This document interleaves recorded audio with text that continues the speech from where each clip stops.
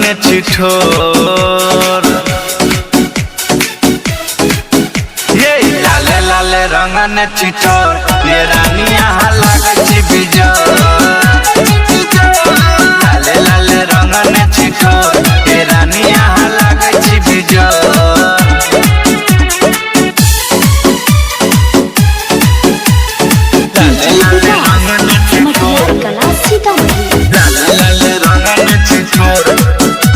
आप सुन रहे हैं अमृता म्यूजिक की शानदार प्रस्तुति। चम चम चमके रूप जेनु रानी लागछि चान ये आँख में गजरा केस में गजरा ऑयल लगैले छी जान ये चम चम चमके रूप जेनु रानी लागछि चान ये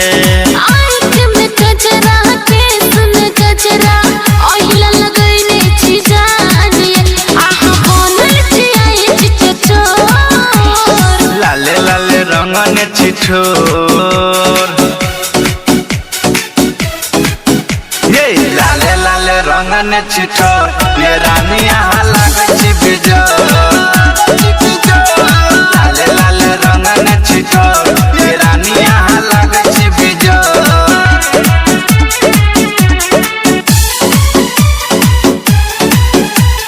लाले लाले रंगन चिठोर कला सीतामढ़ी। लाले लाले रंगन चिठोर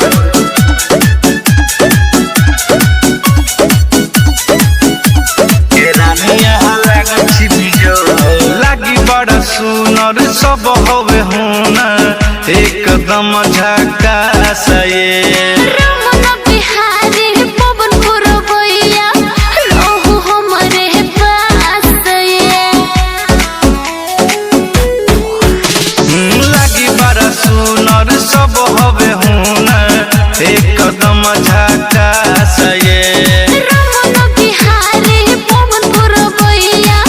रहु हमरे पास ये अब बैठे परत हमरा अगोर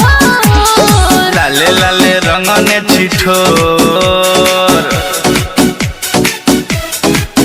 ये लाले लाले रंगन चिठोर ये रानी यहाँ